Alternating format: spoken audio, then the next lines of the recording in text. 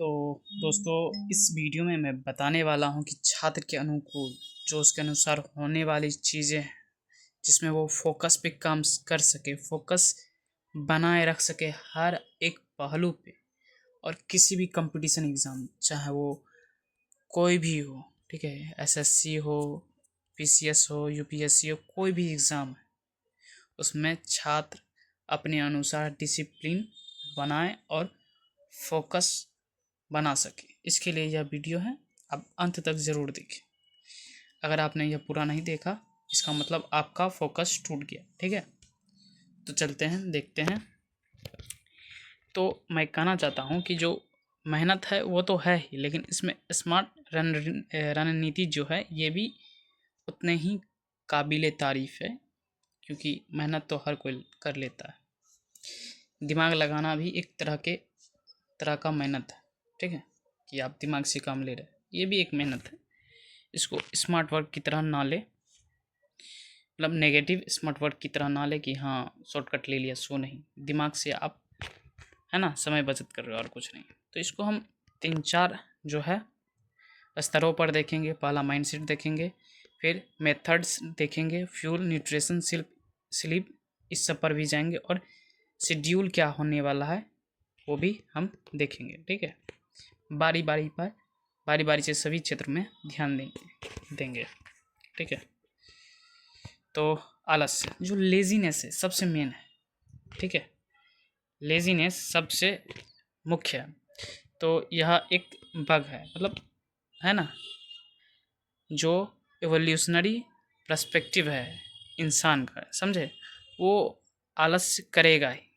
ठीक है, आलस करेगा ही। ठीक है, लेकिन यह तब गलत हो जाता है जब हमारे काम में यह बाधा आने लगता है। ठीक, तो इसे हमें रोकना है। तो यह जो अभी जो मैप दिख रहा है, यह निर्णय लेने वाला केंद्र होता है, जो निर्णय लेता है, योजना बनाता है, काम शुरू करता है। ठीक है, तो यह हिस्सा जब सक्रिय रहता है तब योजना बनाना और काम शुरू करना मुश्किल हो जाता है। इसको कम करना है। तो की इंसाइट देखते हैं कि आलस्य चरित्र की कमी नहीं, वो ऊर्जा संरक्षण की एक विकासवादी रणनीति है जो आधुनिक लक्ष्य पर उल्टा असर डालती है। ठीक है, ये उल्टा असर डालती है कि आप अपने लक्ष्य को ना पाओ, लेकिन हमें पाना है किसी भी कीमत पर। सबसे पहला जो ट्रैप होता है वह है डोपामीन। ठीक है, डोपामीन आपको रील स्क्रॉल करने पर, या वीडियो गेम देखने पर, या मजाक मस्ती घूमने पर, ये सब करने पर आपको डोपामीन मिलता है।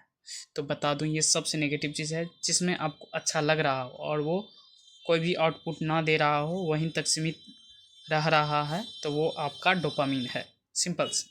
ठीक है, हाँ, इसके लिए भी एक निश्चित टाइम होता है, लेकिन छोटा सा होता है। ठीक है, तो इसको आपको चेंज करना है चीप डोपामीन से, वो डोपामीन जो आपको आपके लक्ष्य तक पहुंचाए। ये ज़रूरी है, क्योंकि, ठीक है, डोपामीन क्या है? ये एक रसायन है जो हमारे उत्साह और ड्राइव को निर्धारित करता है। ट्रैप लो डोपामीन, काम भारी लगता है। हाई डोपामीन जो होता है, काम पर टिकना मुश्किल हो जाता है। ठीक है, उसके बाद है हमें सस्ता डोपामीन कम करके उपलब्धि वाला डोपामीन बढ़ाना है। ठीक है, कैसे करेंगे देखेंगे। टाल मटोल समय नहीं, भावनाओं की समस्या। ठीक है, तो टाल मटोल एक समस्या है जो पहले हमने देख लिया कि लेजीनेस है। लेजीनेस एक चैनल है, लेजीनेस मिस्टेक एक चीज़ है लेजीनेस, और दूसरा क्या था? लेजीनेस के बाद था डोपामीन। ठीक है, डोपामीन, इसका भी सही उपयोग नहीं कर पाते हैं। इसके बाद जो आता है प्रोकास्टिनेस। आप जानते हैं कि यह काम हमें करना है, ज़रूरी है, बहुत ज़रूरी है, लेकिन फिर भी आप कल को लेकर टाल देते हैं। ज़रूरी नहीं कल, लेकिन उस समय आप नहीं करते हैं। ठीक है, नेगेटिव इमोशन बनता है, इसे मैप में दिखाया गया है। नेगेटिव इमोशन बनता है, अवॉइड कर देते हो, कुछ समय के लिए टाल देते हो। टेम्प्रेरी रिलीफ तो आपको मिल जाता है कि चलो हटाओ, लेकिन गिल्ट बढ़ जाता है, अरे यार मैंने यह नहीं किया, चलो छोड़ो, बाद में देखा जाएगा। और ये रिपीट होते रहता है, ये साइकिल रिपीट होते जाता है। तो इसका सही परिभाषा कुछ है ना, IERJ जो जर्नल है उसमें दिया गया है कि टाल मटोल समय प्रबंधन की विफलता नहीं बल्कि भावनात्मक इमोशनल विनम्य है। रेगुलेशन जो है इमोशनल कंट्रोल आप नहीं कर पाते हो, यही है सिंपल साधारण यही है। ठीक है, तो सबसे छुटकारा कैसे पाए, सबसे सिंपल है और पहला है 5 सेकंड रूल, सबसे फेमस है ये बुक भी काफ़ी है ना ज़्यादा उसको क्या कहते हैं, हाई सेलर बुक है।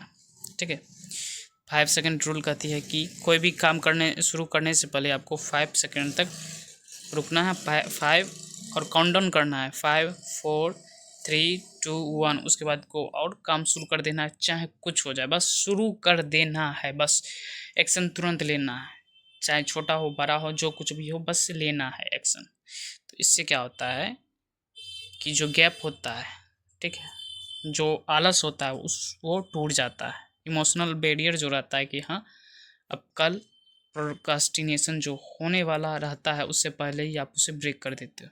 ठीक है, इंतज़ार मत करो, आपका दिमाग आपको रोकने के लिए डिजाइन किया गया है, आपको खुद धक्का देगा। ठीक है, तो ये जैसे लिखा हुआ है कि मेल रॉबिन्स जो इस किताब के लेखक हैं, ठीक है, ये एक्सक्यूज बनाता ही रहेगा कि हमें नहीं करना चाहिए, ये हार्ड है, टफ है, दिमाग के लिए बोझिल है, ये बार बार कहेगा। ठीक है, फिर आता है डीप वर्क और सेलो वर्क। सेलो वर्क यानी ऊपर ही सतह से आप दिखा रहे हो कि मैं बहुत काम कर रहा हूँ, मैं सच में काम कर रहा हूँ, लेकिन डीप वर्क असल वर्क है जिसमें आपको मेहनत लगती है।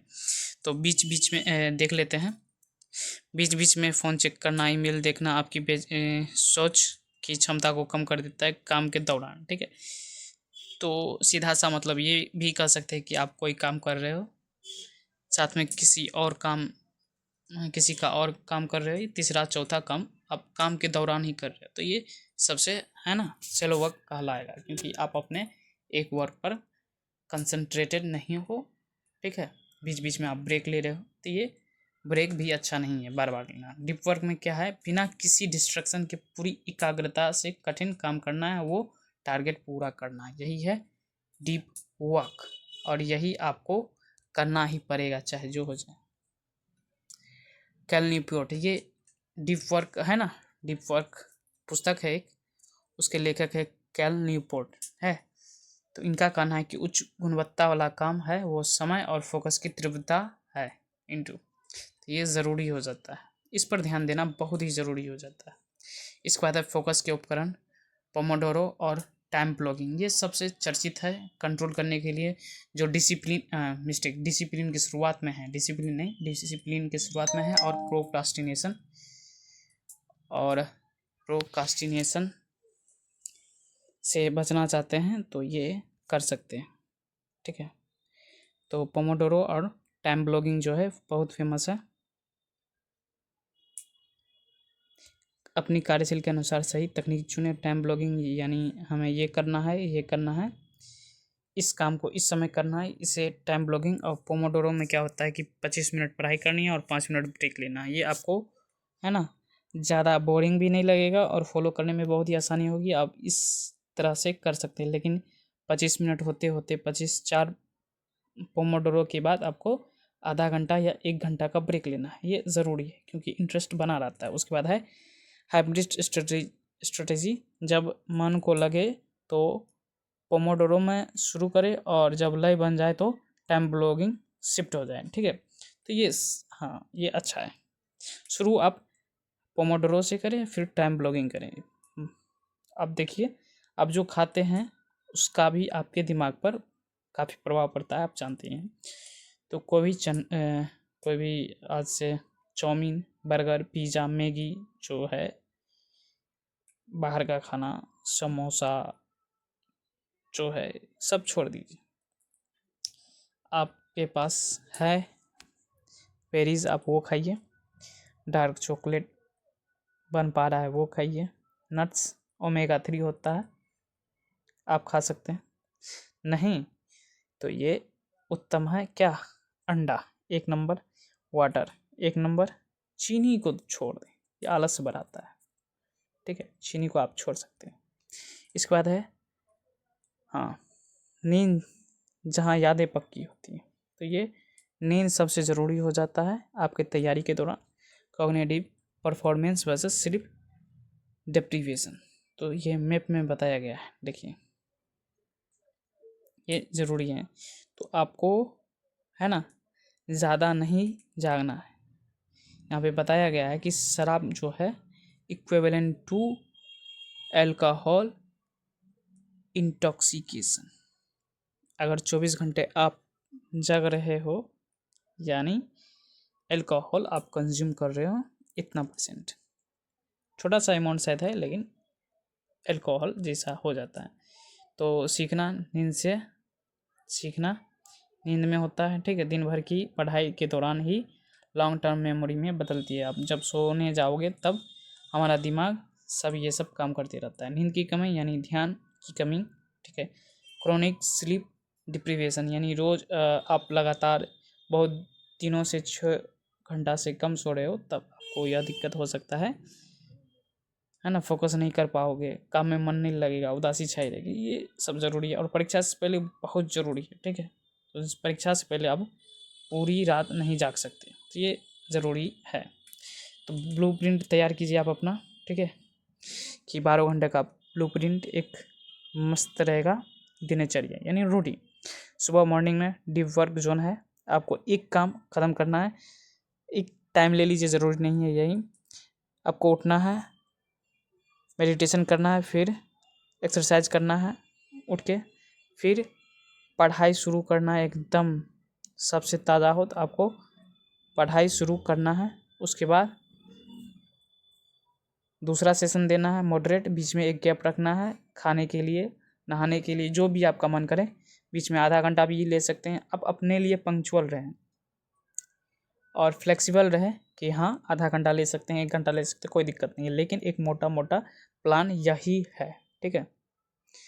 तो ये है सुबह का प्लान, फिर 12 घंटे का ब्लूप्रिंट, फिर सेक्शन 2 में जाएंगे, ठीक है। दोपहर और शाम, आफ्टरनून और इवनिंग। इसमें क्या होगा कि आप खाना खाओगे, लंच, पावर नैप, नींद जो ले सकते हो आप नींद ले सकते हो।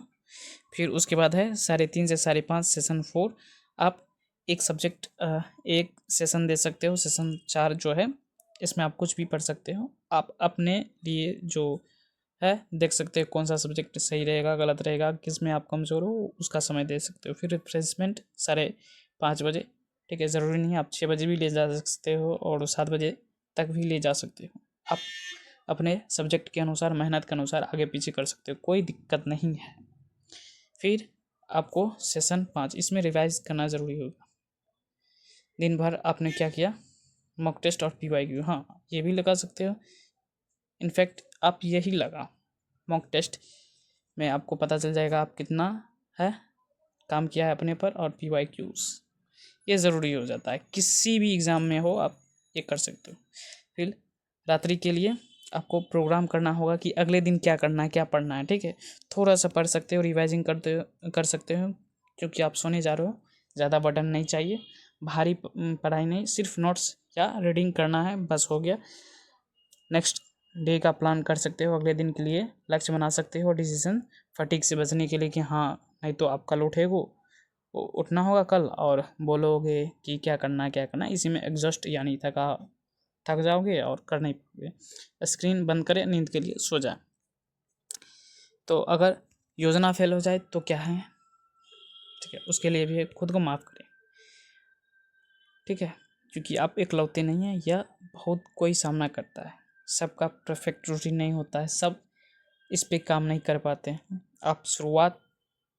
आपने शुरुआत किया है तो शुरुआत में आप अपने को फॉरगिवनेस दे सकते हो, माफ़ी दे सकते हो कि हाँ मुझे ये इतना गलती एक्सेप्टेबल है, क्योंकि मैंने पहले शुरू नहीं किया, अब शुरू कर रहा हूँ तो कुछ गलतियाँ होंगी, ठीक है। और उस गलती को पूरी तरह से फॉरगिव नहीं करना है, उसे चेंज करना है और पूरी तरह से चेंज करना, ठीक है, और उससे सीखना है। उसके बाद है अनशेड्यूल्स, अपने खाली समय में है ना 15-15 मिनट के छोटे ब्लॉग भी बड़े परिणाम दे सकते हैं। इसमें आप कुछ वोकेबलरी सेशन देख सकते हो, मैथ्स में कुछ रूल्स दे सकते हो या कोई फॉर्मूला देख सकते हो, कुछ भी छोटा सा दे सकते हो। इमीडिएट रीसेट क्या है, अगर आप भटक गए हो तो पूरा दिन बर्बाद ना समझे, अगले घंटे को ही अपना नया सवेरा माने, ये सबसे ज़रूरी है। अगर किसी को कुछ काम आ गया 6:30 बजे, यानी सुबह उठ के ही 10 बजे फ्री हो रहा है, तो समझेगा कि मेरा दिन तो गया आज। तो ऐसा ज़रूरी नहीं है 10 बजे आप कुछ नहीं किया, कोई दिक्कत नहीं, 11 बजे से आप अपना सुबह माना और उसी समय से शुरू करो जो आप सुबह में करने वाले थे। तो ये बहुत ज़रूरी हो जाता है, ठीक है। तो सिंपल में सिर्फ योजना बनाने से कुछ नहीं होगा, उसे एक्सक्यूज़न, ठीक है, एक्सक्यूज़न में लाना ज़रूरी होगा, यानी पेपर पर नहीं, ग्राउंड लेवल पर उसे लाना ज़रूरी होगा। माइंडसेट आलस बदले, खुद को कोसे नहीं, बस बदलते रहें, कुछ कुछ बदलते रहें। उसके बाद 5 सेकंड रूल, 5 4 3 2 1 करके आप कोई भी काम स्टार्ट कर दो, बस स्टार्ट कर दो, चाहे छोटे समय के लिए ही सही, लेकिन स्टार्ट कर दो। उसके बाद है मेथड डीप वर्क, पोमोडोरो, ठीक है, और ब्लॉक टेक्निक जो है वो भी आप कर सकते हो। उसके बाद है भोजन, जो नींद है फ्यूल है, नींद पानी से आपको समझौता नहीं करना है। शेड्यूल 12 घंटे का फ्रेम पर जो था उसमें 4 सेशन थे, उसमें आप पढ़ाई कर सकते हो। तो ये रहा सारी चीज़। तो आपने क्या सीखा अलग, हमें कमेंट बॉक्स में बताएं।